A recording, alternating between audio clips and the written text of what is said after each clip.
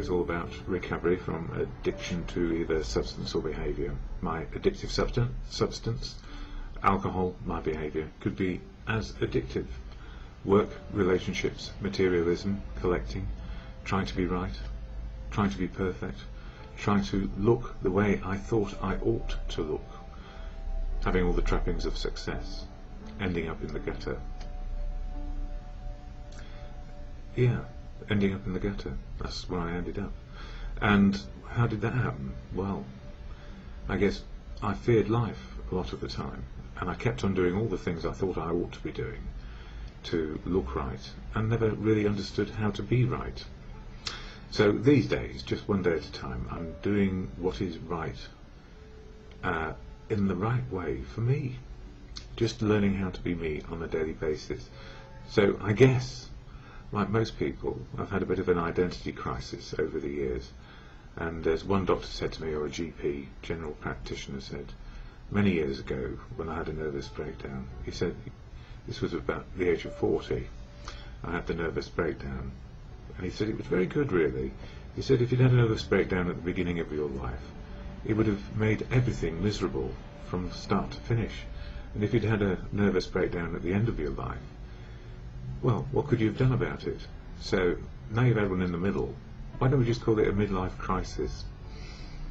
And I didn't know just what sort of crisis it was. And at the time, what did I do? On the way to my nervous breakdown, I worked as hard as I possibly could.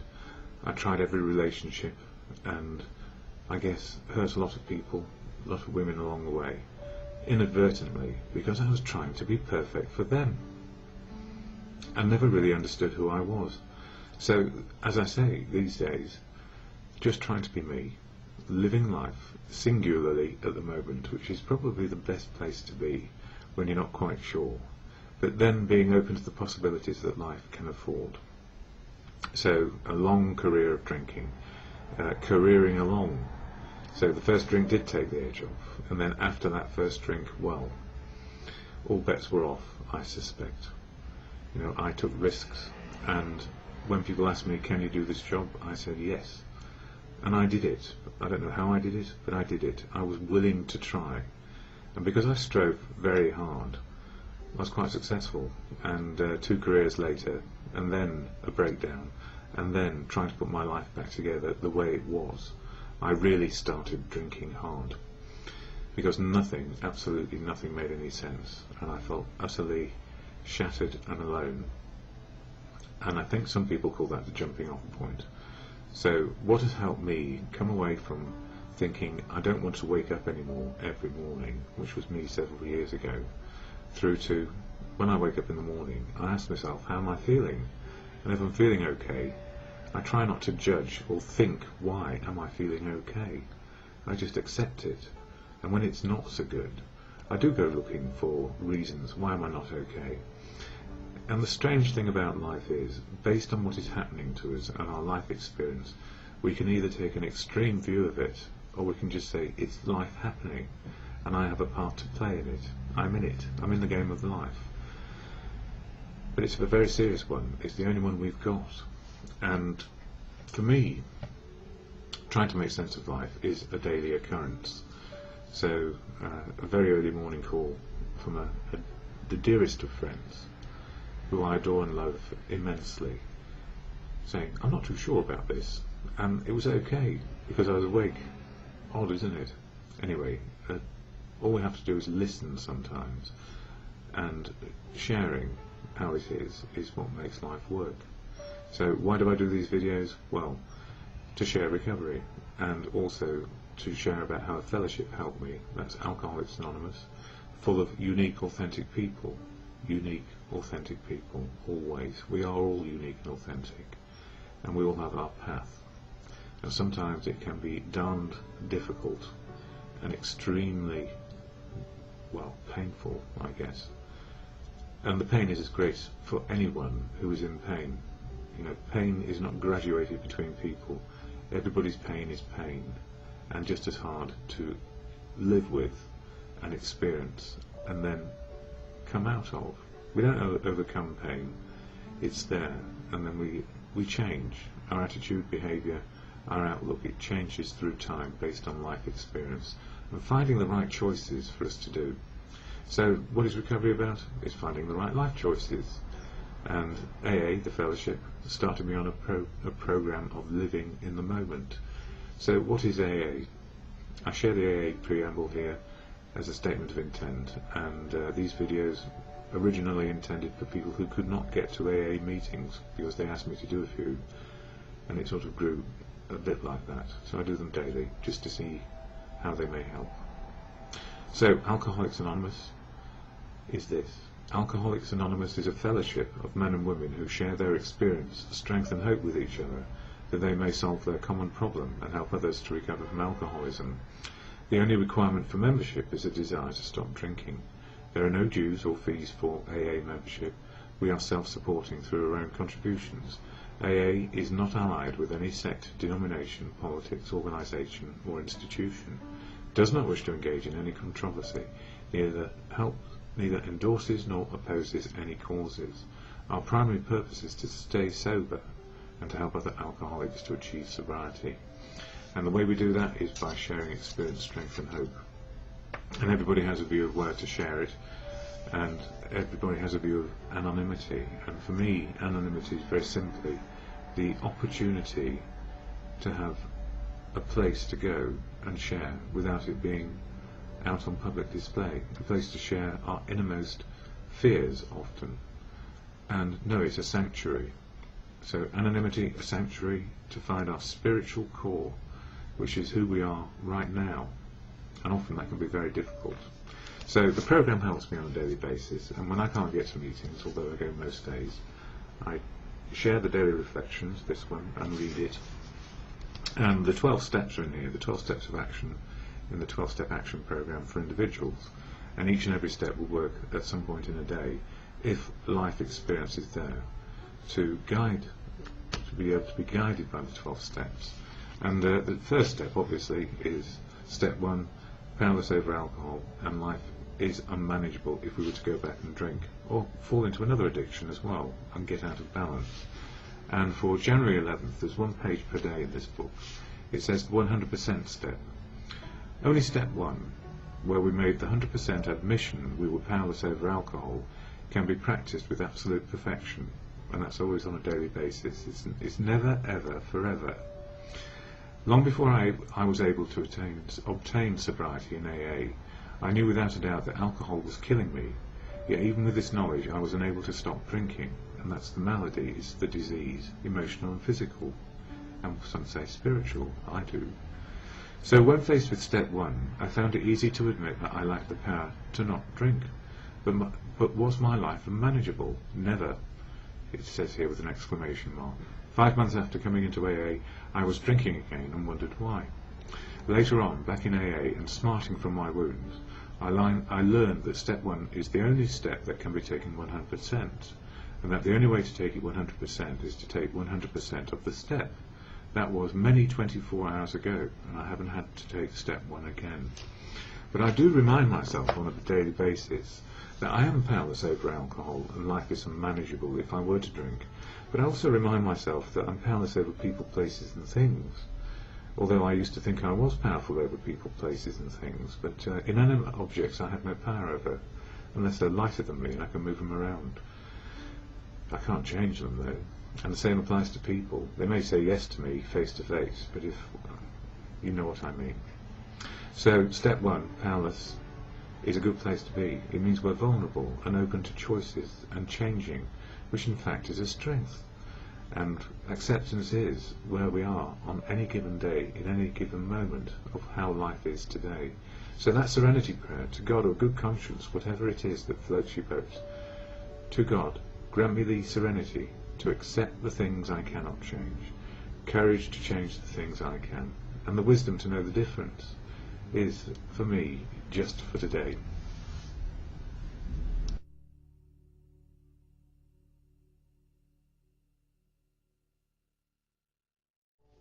Hello, DonInLondon here. My video is all about recovery from addiction. Addiction, yes. Recovery from addiction to substance or behaviour. And I can guarantee if you can mention a substance or mention a behaviour, we can get addicted to it. and then life gets a bit unmanageable because everything revolves around that particular addiction. So for me it was alcohol. I became an alcoholic, and I don't know when I crossed over the line from heavy drinker to alcoholic. Not that it matters to me, but I think for a lot of people it does matter. But for me, the first drink did the damage. It made me feel, I suppose, more calm, more relaxed, less anxious about life, and it gave me a warm, fuzzy feeling as well. And guess what? My first drink was probably around the age of 7. So if that was the threshold I passed, maybe it was, I don't know. But later on in life I could not stop, no matter what I did on my own. No amount of self-willpower, or willpower generally, would stop me from taking another drink. I would swear off, do anything to not do it, but I did it. And why? I guess because there was a gap inside, some sort of unhappiness which I couldn't get to grips with. Why else would we? And we can spend an awful lot of time on the analyst's couch trying to find out why we've got to a certain place. And that process can be really helpful, unearthing what caused the first change in our behaviour to the detriment of ourselves and others. And then maybe we can learn how not to behave that way in the future. What helps me most of all, though, these days is the fellowship of AA, that's Alcoholics Anonymous, and I'm an absolute fan. It saves my life on a daily basis because it keeps me focused on being sober. And January for me is all about the first step of the 12-step program, being powerless over alcohol, and life is unmanageable if I drink. So for some years I've managed not to, but it's not the number of years which counts, it's just one day, this day, and making it work as best I can. So in AA meetings, I go once a day if I can, and sometimes twice at the weekend. The preamble is shared at every meeting, and it goes like this. Alcoholics Anonymous is a fellowship of men and women who share their experience, strength and hope with each other, that they may solve their common problem and help others to recover from alcoholism. The only requirement for membership is a desire to stop drinking. There are no dues or fees for AA membership. We are self-supporting through our own contributions. AA is not allied with any sect, denomination, politics, organisation or institution. It does not wish to engage in any controversy, neither endorses nor opposes any causes. Our primary purpose is to stay sober and help other alcoholics to achieve sobriety. And I share it here because it slows me down to get back into the moment of now. And I had the privilege of hearing a good share yesterday at my lunchtime meeting where I still make tea, just for the moment. And also hear good sharing in the meeting I went to this morning at 9:30 at Flood Street. So I've had 2 meetings in between my last video and now. And I did make one just before I went to the meeting this morning, but I realised that I'd overreached the mark of almost breaking the anonymity of another person in the fellowship, who I met on the way to coming home before going to a meeting. So it's very easy. I can talk about me, but I cannot talk about other people, and it would be quite wrong for me to share any information about anyone but me. So it's how it impacts on me. How does recovery impact on me on a daily basis? Well, there are 12 steps in the program, and concentrating on the first one, it's the only one we can get 100% right. And in this book, which is the Daily Reflections, it's a AA literature book.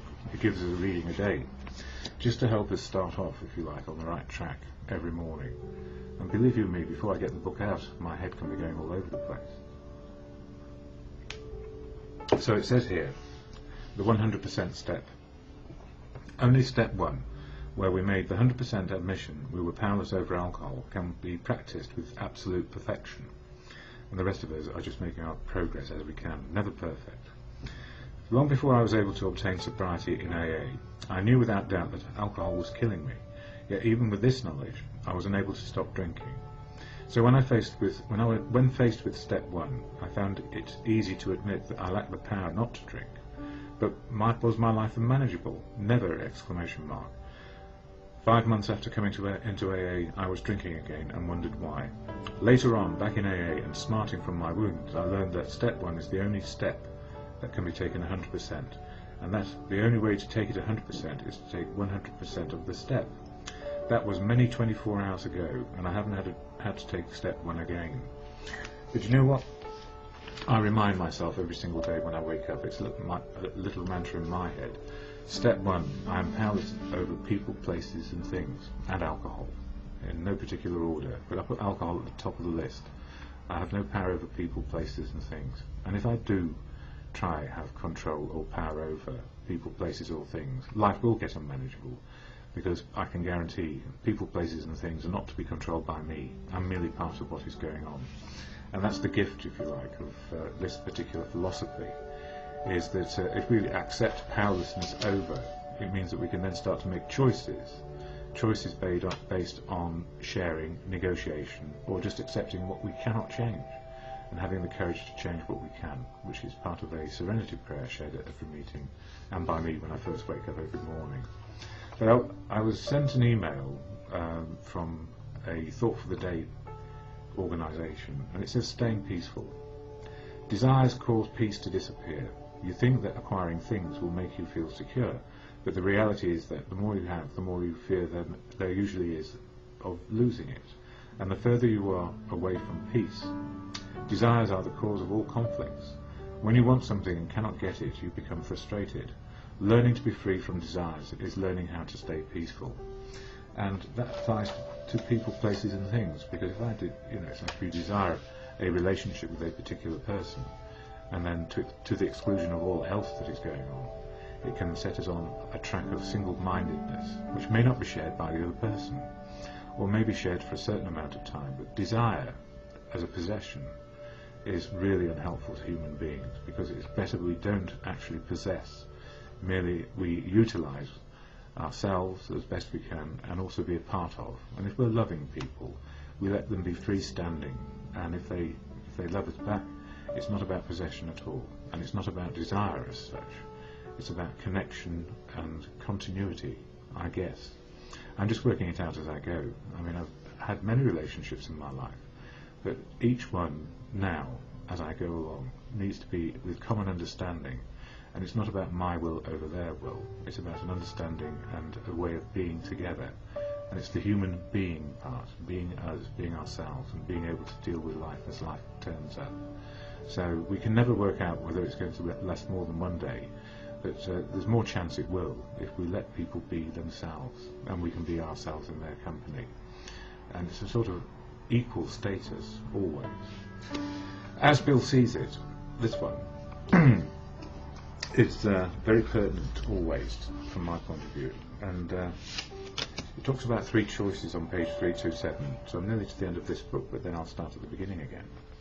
It says, the immediate object of our quest is sobriety, freedom from alcohol and from all its baleful consequences. Without this freedom we have nothing at all. Paradoxically though, we can achieve no liberation from the alcohol obsession until we become willing to deal with those character defects which have landed us in that helpless situation. In this freedom quest we are always given 3 choices. A rebellious refusal to work upon our glaring defects can be an almost certain ticket to destruction, or perhaps for a time we can stay sober with a minimum of self-improvement and settle ourselves into a comfortable but often dangerous mediocrity, or finally we can continuously try hard for those sterling qualities that can add up to fineness of spirit and action, true and lasting freedom under God, or, as in my case, good conscience. And the gift of all of this really is to be oneself on a daily basis, to know that we're neither no bigger, no smaller than anybody else. And that serenity prayer, which it doesn't elude me ever on a daily basis, and it serves me well, especially when things are not going quite right to any plan I might have thought of. I just say to myself, grant us the serenity, and it can be to God or good conscience. Grant us the serenity to accept the things we cannot change, courage to change the things we can, and the wisdom to know the difference. And it is the wisdom to know the difference which always makes it okay for me, just to be me, and for you, just to be you. We need to be neither no bigger, no smaller than anybody else. And if we have an attitude which shares, negotiates, understands, informed choices, we get as much control as we need, and we still remain powerless, always, over people, places and things.